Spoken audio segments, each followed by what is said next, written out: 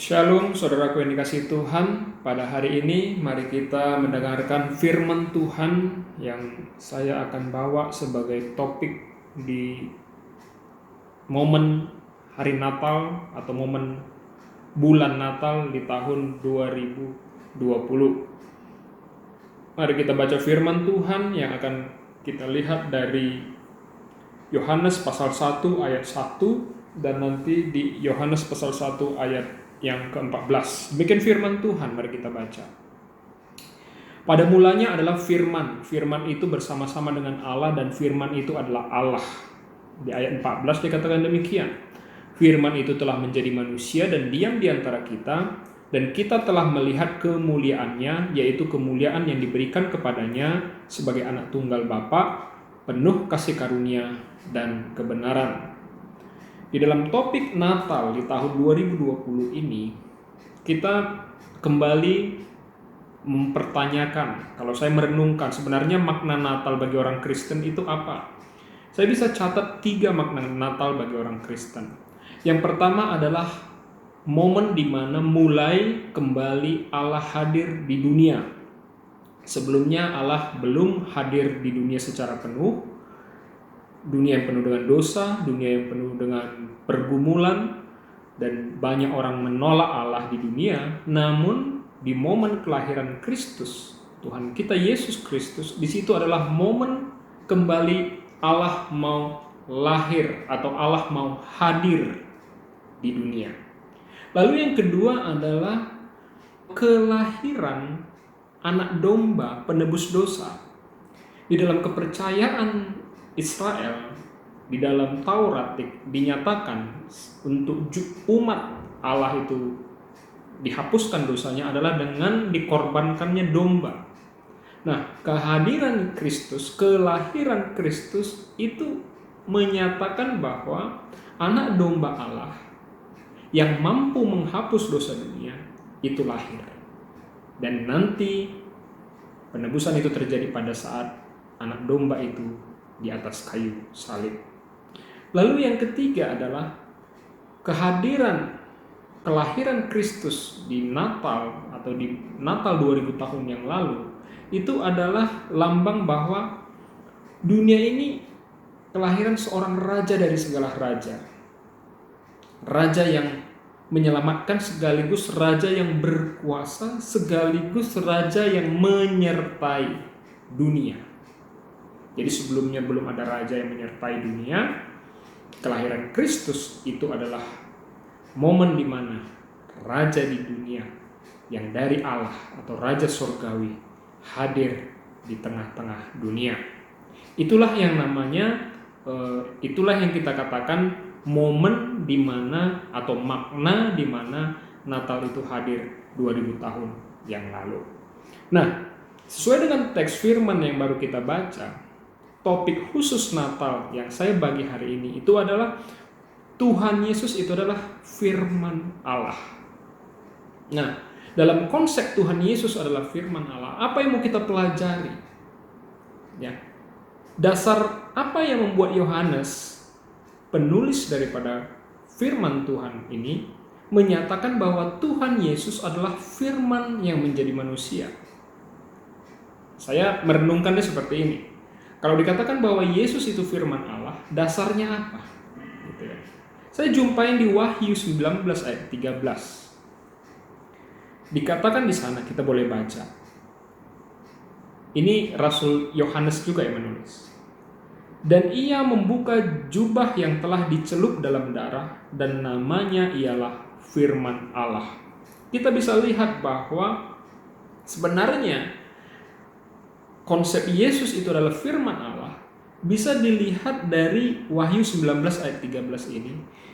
Dan ternyata di sana memang dilihat oleh Rasul Yohanes di sebuah pewahyuan bahwa jubah yang dipakai oleh Yesus itu ada tulisannya firman Allah.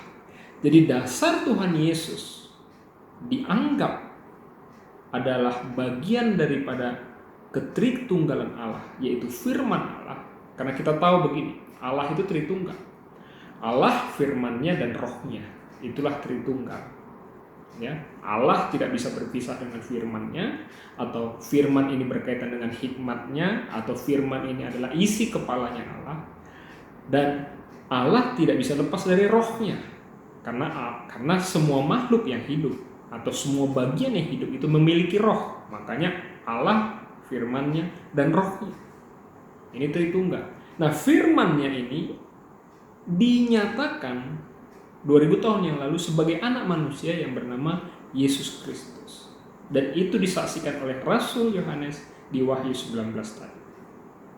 Lalu diwahyukan juga oleh Yesaya di dalam Perjanjian Lama. Mari kita buka di dalam Yesaya 55 ayat 11. Demikian firman Tuhan.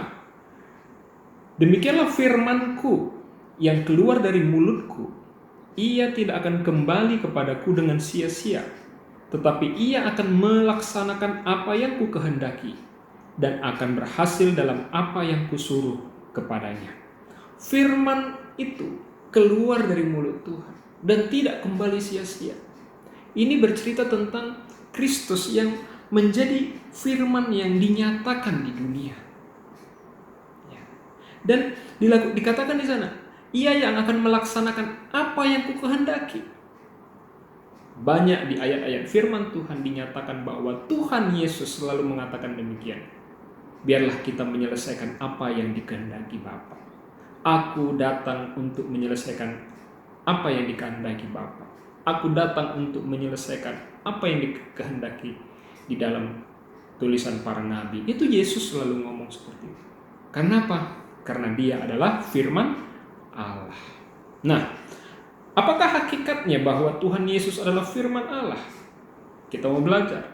Nah, di sini saya catatkan yang pertama adalah firman adalah permulaan dan terutama yang menunjukkan bahwa Yesus adalah yang terutama. Nanti boleh dibuka di dalam Matius 28 ayat 18 sampai 20. Dikatakan demikian, bahwa kepadaku sudah diberi kuasa di bumi dan di surga. Jadi bahwa Yesus itu menjadi terutama. Bahwa Yesus dialah yang permulaan, dia yang terutama.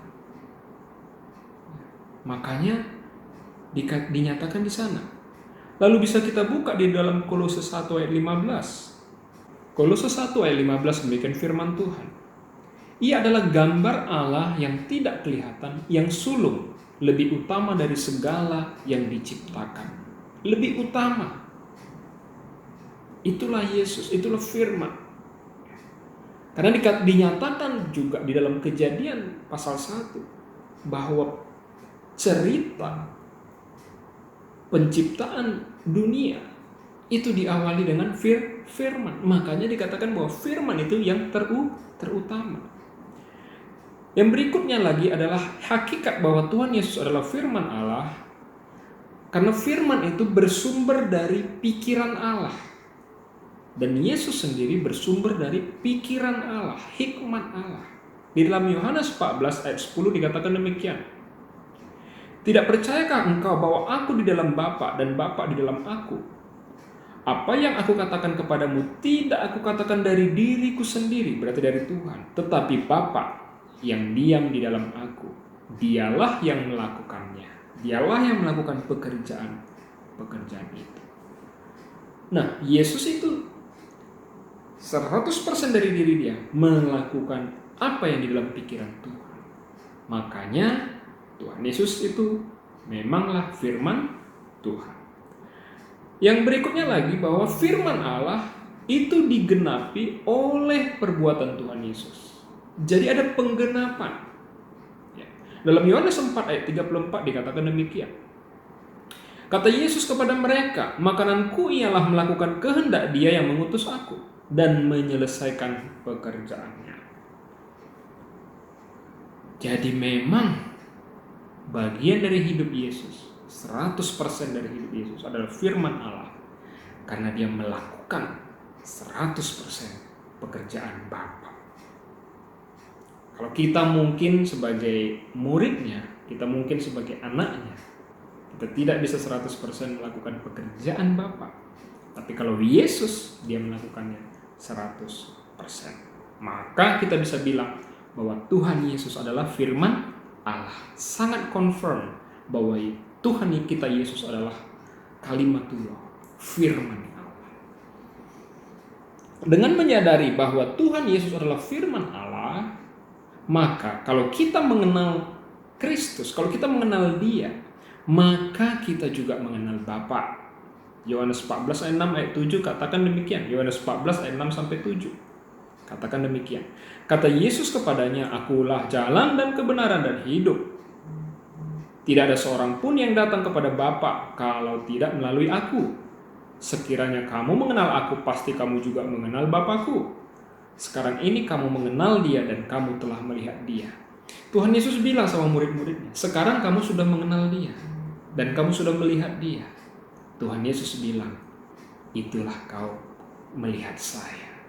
Jadi, wow, sungguh luar biasa orang yang mengalami perjumpaan dengan Tuhan. Sungguh luar biasa murid-murid itu langsung bertatap muka dengan Tuhan. Karena murid-murid itu langsung melihat wajah Bapa. Saya selalu rindu akan melihat wajah Yesus, karena disitulah adalah wajah Allah, pencipta langit dan bumi. Nah, kalau kita mengenal Dia, maka kita sudah mengenal Bapa. Maka kita bisa katakan apapun yang diajarkan Yesus kepada kita, itu adalah ajaran Allah yang universal, Allah yang esa, Allah pencipta langit dan bumi secara langsung kepada kita. Apapun diajarkan Tuhan yang kita baca dari firman Tuhan, itu adalah ajaran dari Bapa pencipta langit dan bumi. Yang kedua, apapun yang diajarkan Yesus kepada kita, itu adalah kebenaran karena berasal dari Bapa sang pemilik kebenaran. Ya. Dan setiap, ini saya mau katakan lebih jelas lagi, dan setiap kebenaran kalau kita lakukan karena itu berasal dari Bapa langsung, maka akan selalu berhasil. Kita nggak perlu ragu melakukan kebenaran yang dikeluarkan dari firman Allah, karena pasti berhasil, pasti menang, pasti kita bisa mengatasi segala pergumulan kita, karena kita memakai kebenaran yang mutlak dari pencipta Allah semesta kita. Apapun, yang ketiga, apapun yang diajarkan Tuhan, ini lagi satu lagi, adalah jalan kehidupan. Yohanes 14:6 katakan tadi, akulah jalan, akulah kehidupan. Jadi jalan kehidupan. Apapun yang diajarkan Tuhan, apapun yang difirmankan Tuhan kepada kita, itu adalah kehidupan. Saya baru baca dan baru ngeh, saudaraku.